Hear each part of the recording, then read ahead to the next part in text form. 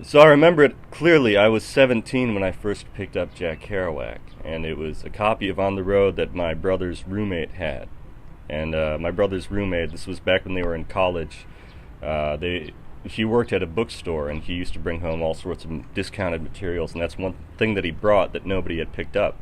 It just sat there on the shelf, and so I picked it up and I read just the first couple of chapters, maybe 50 pages or something. I forget how it's broken down exactly, but I remember thinking to myself, who is this, 29-year-old schmuck that I'm reading about? This guy who's traveling across the country. How does he have this privilege? What is he doing with his life? It seems to me I didn't know this word at the time, but I would describe him as a factotum. As someone who was just running from what looked like a considerably happier lifestyle in Massachusetts than I had in Wisconsin. Like, what was he doing? It was sort of the same argument I had against the Buddha. The reasoning that, of course, Jesus, being from poverty, would, of course, be more reputable than some prince. A prince could give away his fortune for any reason and become famous for that. The prince Siddhartha Gautama, this religion that was expressed in whom I considered a similar figure, someone born of privilege who wandered in search of spiritual truths, not seeing myself reflected in these pages, not realizing that when I was 29 I decided that I would finish reading that book finally, and only to find out that there were many parallels with my life, including the fact that when I picked it up, shortly after I picked it up, I was invited on a road trip to San Francisco, and me and my friends drove through Iowa and all these wonderful places on the way to the West Coast. And we even stopped at a bar where Jack used to drink beer in Colorado. And I was able to recognize a lot of the street names in Denver because they were still fresh in my mind from that book. But then, it was shortly after that I returned to the Far East and found myself in the Great Wall and in Vietnam and all these other places, and felt yearning for my own culture and yearning for my own, I don't know what it is, spiritual identity, some roots that I had, this firm belief in a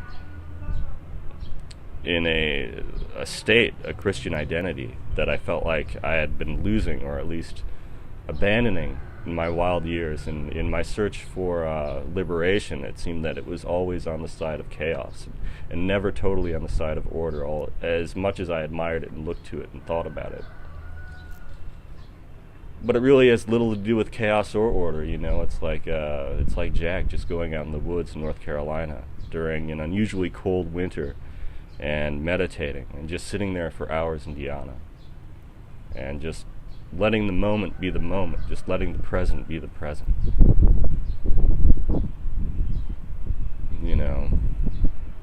I think of Jack and I think of how he writes, and I kind of want to write like that sometimes. It seems cool in every sense, and it's because it dabbles in the extremes of noting where you are and rejoicing in the present. The people you see at these places, these hip people that you are able to find in big cities, including here in Hanoi. Last night at an open mic, as much as a dhyana meeting or a meeting for worship, we see all of us sitting around in the dark, drinking tea, and people with courage just stood up and started playing pianos or guitars. And I was part of that, and I was experiencing that, and there were no screens. And it was beautiful. And I talked to one of the singers there. She just had an amazing voice, but she looked very young. And I told her my name was Justin, and she said her name was Dead. I didn't know if I had heard that right. And she said, Dead, like that. And I laughed. She said, well, it means something different in Vietnamese. And not just her, but everyone I talked to there, it was like, these are my people, this is my kind. Very interesting stuff. And you find that scene happening anywhere. You find it away from the noise and the distraction of all the loud turntables and DJ booths and giant Heineken robots that you see floating around for every one of the ubiquitous holidays out here in Southeast Asia. It's a world removed, but it's all the same, man. It's like if Kerouac had a YouTube channel, if he could just record himself every day, how different would that be? How much better would that be? We remember him as something great in hindsight, maybe, but I mean, how many classics can a person write? How much did he write? What did he do all day? What did he talk about on the railroad earth? And these familiar scenes of North Carolina and Virginia, D.C., New England and Denver, like, what was he doing in all these places? Sat around, hanging out at bars, reading his Goddard's Buddhist Bible, saying his malas, and he has a prayer, and this is the prayer that he used in Dharma bombs. You think of the name of the person, you say to yourself, equally empty, equally a coming Buddha, equally to be loved. And that's I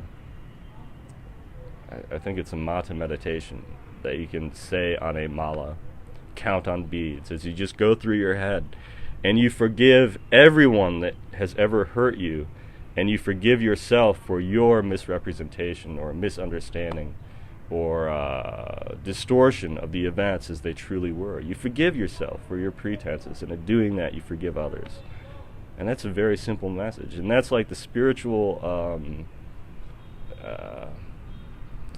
it's the spiritual legacy of the boomers. And everyone gives the boomers crap. And of course, the Beat generation, the 50s and 60s, and yeah, they brought on some horrible things. But they lived through some horrible things too, and there was an embrace of the East at that time through Kerouac and Alan Watts and others that I think is really going to benefit America today. And I think that's the one thing that we can keep. Not the food, not the politics, in many ways not even the culture, but certainly the spirituality is something that we need to preserve.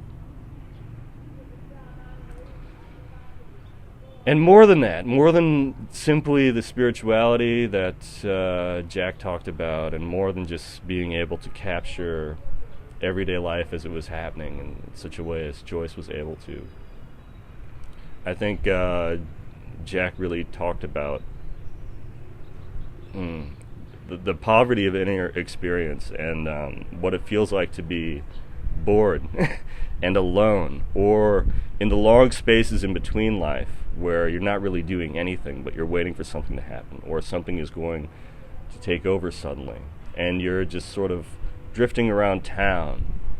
And there aren't many of us who are fortunate enough on this earth to wake up on a given day and start walking and think to themselves, well, there's nowhere to go. Really, I have nothing to do. So it doesn't matter. Feel free to bother me, or I can stay here as long as you want, or if there's something you need me to do, that's fine. I'm ready for you right now. But it's amazing how few people will go out of their way to ask, and how busy you can look simply exploring and experiencing and feeling life moment to moment. And I mean, that's psychology, it's literature, it's religion, it's all those things. It's just perspective. It's just realizing that so much of what we see going on around us is in our heads. So just like Jack and James and the Diamond Sutra and all these other great spiritual ideas and paths and destinies, and just like Jordan Peterson and his new book I've been reading, it's sort of like, well, he really seems to side with order a lot more than chaos. When really, as the Tao says, the useful part of the cup is the space and not the walls themselves.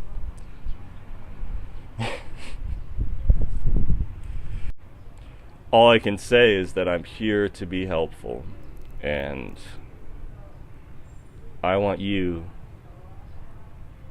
to help me help everyone. And I will help you too. And we'll have more to talk about tomorrow. Peace.